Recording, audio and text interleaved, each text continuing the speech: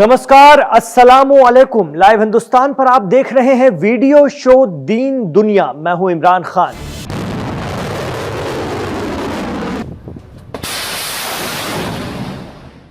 बड़ी खबर, middle east में जंग का आगाज हो गया है।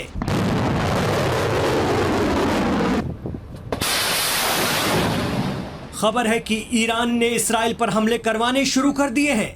गौर कीजिएगा, करने नहीं करवाने। दरअसल यमन के अंसारुल्लाह या हौथी लड़ाकों के जरिए इसराइल पर जो क्लस्टर बम मारे गए थे, कहीं ना कहीं उसके पीछे ईरान की मदद बताई जाती है। वजह साफ है, इसराइल ने गजा पर कब्जा करने का अपना फाइनल एक्शन शुरू कर दिया है और इस पर खित्ते के अमीर अरब मुल्क भले ही चुप रहे, लेकिन ईरान और उसके हिमायती संगठन तो चुप होने से रहे। यही वजह है कि हूती गजा पर कब्जे की इसराइली कोशिश को रोकने लगातार जद्दोजहद कर रहे हैं। लेकिन अंसारुल्लाह के खिलाफ जब इसराइल ने पलटवार किया है और यमन की राजधानी सना में कई जगह पर हवाई हमले किए, ये हमले इतवार को किए गए, जिसमें कम से कम 2 लोग मारे गए और 35 लोगों के जख्मी होने की खबर है यमन में।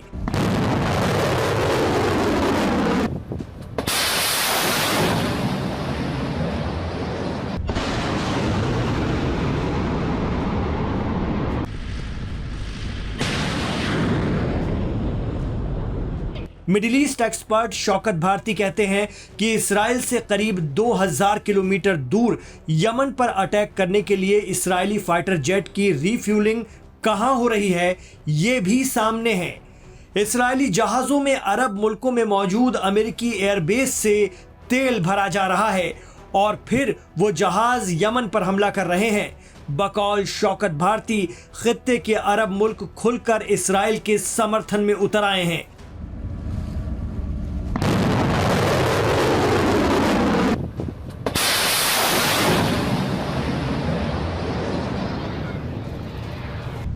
यही वजह है कि इसराइल ने गजा खाली कराने के लिए बड़े हमले शुरू कर दिए हैं और इस वक्त इसराइल की इस मुहिम में सबसे बड़ा रोड़ा है यमन के अंसारुल्लाह फाइटर, जो सिर पर कफन बांधकर गजा बचाने के लिए मैदान में डटे रहने का दावा कर रहे हैं। Middle East expert Shaukat Bharti कहते हैं कि ईरान फिर एक्टिव हो गया है। जिस तरह के हथियार यमन के अंसारुल्लाह इसराइल के खिलाफ इस्तेमाल कर रहे हैं और वो इसराइली और अमेरिकी एयर डिफेंस सिस्टम को मात देते हुए इसराइल में गिर रहे हैं, उसे देखकर लगता है कि ईरान इस जंग में अंसारुल्लाह के साथ है। जानकार मानते हैं कि ईरान की पॉलिसी यही है कि अगर कहीं से भी इसराइल को नहीं रोका गया तो गजा खाली हो जाएगा।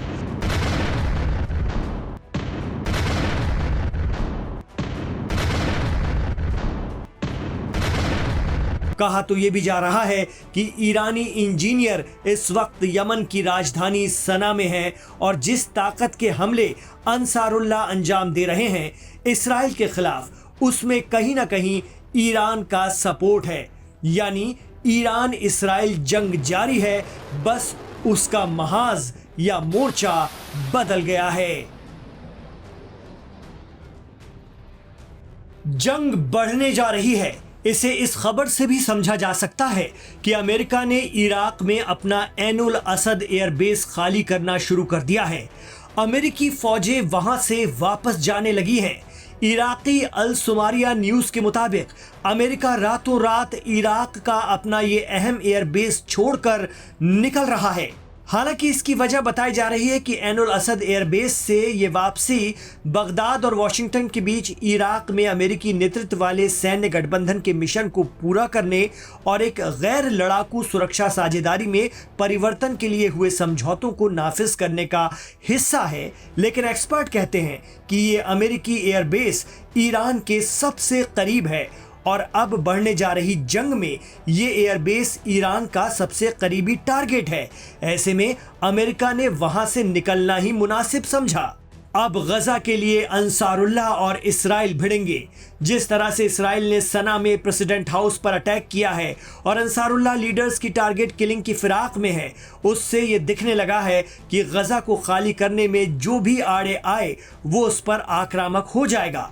खबर है कि ईरान के सुप्रीम लीडर इमाम खामनेई ने एक बार फिर मुस्लिम अरब मुल्कों को कहा है कि वो इसराइल के लिए अपनी सप्लाई लाइन बंद करें, लेकिन अरब मुल्कों की सऊदी में अलग ही बैठकें चल रही हैं। इनमें क्या चर्चा हो रही है, इन मीटिंग का रिजल्ट क्या होगा, ये कोई नहीं जानता। जिस तरह से इसराइल आक्रामक हो रहा है गजा पर, उससे तो यही लगता है कि अब उसके गजा खाली कराने को लेकर या तो अरब मुल्कों की अंदर खाने सहमति या कोई डील है, या फिर वो इस मामले में उलझना ही नहीं चाहते। Houthi chief Abdul Malik al Houthi के बेहद करीबी यहया सारी का कहना है कि यमन के महान लोग और सशस्त्र बल इस वक्त जिंदगी और मौत के बीच झूल रहे लाखों फिलिस्तीनियों की हिमायत में डटे रहेंगे, और हम तब तक इसराइल से लड़ते रहेंगे जब तक वो गजा की घेराबंदी से नहीं हटता, भूखों के लिए खाना और ज़रूरी मदद नहीं आने देता। यहया सारी ने कहा कि अल्लाह हमारे लिए काफ़ी है और हम उसी से मदद तलब करते हैं।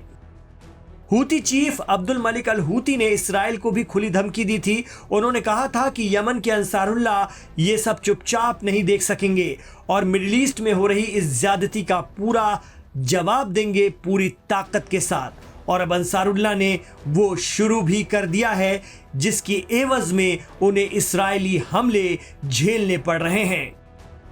अंसारुल्लाह ने तो ये भी कहा है कि गजा में बच्चों को भूख से मरते देखना पूरी इंसानियत के लिए शर्म की बात है। Houthi chief Abdul Malik al Houthi ने इल्ज़ाम लगाया कि गजा में इसराइल की आक्रामकता और जुल्म के खिलाफ बोलने में अरब और मुस्लिम देशों को लकवा मार जाता है। इतना ही नहीं, यमन के अंसारुल्लाह ने सोशल मीडिया पर साल 2015 में सऊदी के आरामको तेल रिफाइनरी पर मिसाइल अटैक की तस्वीरें साझा कर अरब मुल्कों को भी धमकाया था कि वो बाज आ जाएं अगर वो इसराइल के फेवर में अमेरिका के साथ मिलकर यमन पर कार्रवाई करते हैं या फिर उन्हें अपने एयरबेस देते हैं, तो अरब मुल्कों का भी वही हाल होगा जो सऊदी अरब का हो चुका है। लेकिन अरब मुल्क इससे वाकई बाज नहीं आ रहे हैं और यमन के लिए ईंधन अरब मुल्कों में ही भरा जा रहा है। यमन को तबाह करने का ईंधन अरब सुन्नी मुल्कों में भरा जा रहा है। सोशल मीडिया में तो ये भी चर्चा है कि पीएम नेतन्याहू को हमास की कैद में अब भी अपने बचे हुए बंधकों की कोई चिंता नहीं रह गई है। इसराइल में भी आवाम मुजाहरे करके ये आरोप लगा रही है कि नेतन्याहू चाहते हैं कि बंधक मारे जाएं और वो फिर गजा में पूरा कंट्रोल हासिल कर लें। लेकिन ईरान का रुख बता रहा है कि वो गजा को इतनी आसानी से जाने नहीं देगा। अंसारुल्लाह और वहाँ की आवाम का गजा के लिए उठ खड़े होना बताता है कि जंग बहुत बड़ी होगी जो अब मिडिल ईस्ट के नक्शे को बदल कर रख देगी।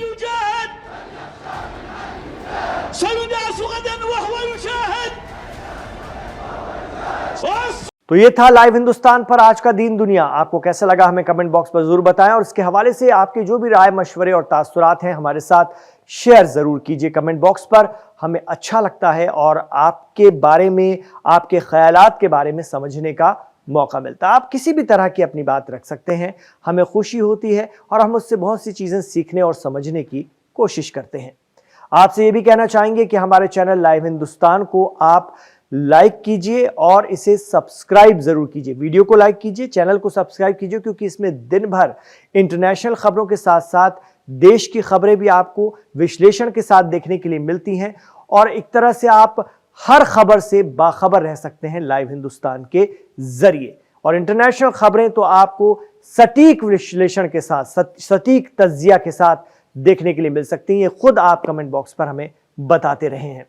इमरान खान के साथ आप आखिर तक जुड़े रहे, इसके लिए आपका बहुत शुक्रिया। गुजारिश रहेगी हमारे इस वीडियो को आगे बढ़ाइए, व्हाट्सएप के जरिए खूब शेयर कीजिए। अपना ख्याल रखिए, अपनी दुआओं में हमें याद रखिए।